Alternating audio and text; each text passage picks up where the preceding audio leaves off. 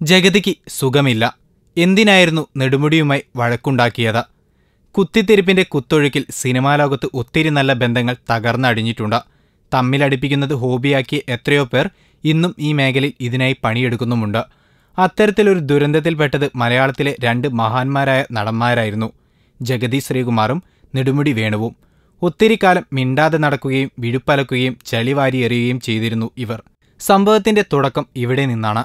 നെടുമുടി വേണു ഒരു ചിത്രം സംവിധാനം ചെയ്തിരുന്നു, ഒരൊറ്റ ചിത്രം, അതും 1989. പൂരം എന്നായിരുന്നു ആ സിനിമയുടെ പേര്.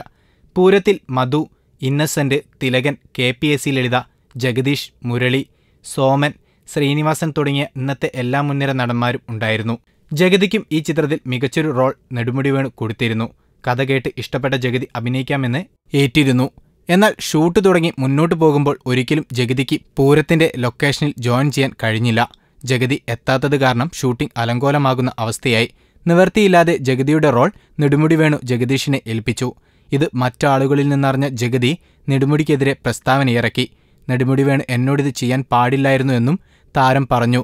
ഇരുവരും തമ്മിലുള്ള ബന്ധം ആകെ കലങ്ങി മറഞ്ഞു. കുറച്ചു കാലത്തിനു ശേഷം മറ്റൊരു ലൊക്കേഷനിൽ വെച്ച് ജഗതിയെ കണ്ടപ്പോൾ നെടുമുടി വേണു പറഞ്ഞു, നമ്മൾ തമ്മിൽ ഇങ്ങനെ വിഴുപ്പലക്കുന്നത് കാണാൻ ഇഷ്ടമുള്ളവർ ഉണ്ടാകും, എന്നാൽ ഞാൻ വിവാദത്തിനില്ല എന്നാണ് നെടുമുടി വേണു പറഞ്ഞത്. ഉടൻ ജഗതി പറഞ്ഞത് തെറ്റ് എന്റെ ഭാഗത്താണ്, ചിലർ വന്ന് വിഷം കുത്തിവെച്ചപ്പോൾ അറിയാതെ പറ്റിയതാണ്, കാര്യമാക്കണ്ട, ഇത്രയേയുള്ളൂ പ്രശ്നം. എല്ലാം അവസാനിപ്പിച്ച് പിന്നെയും ഇരുവരും നമുക്ക് വേണ്ടി എത്രയോ മനോഹര ചിത്രങ്ങളിൽ ഒന്നിച്ചു. Film court. കൂടുതൽ സിനിമാ വിശേഷങ്ങൾക്കായി ഈ ചാനൽ സബ്സ്ക്രൈബ് ചെയ്യൂ. Film court.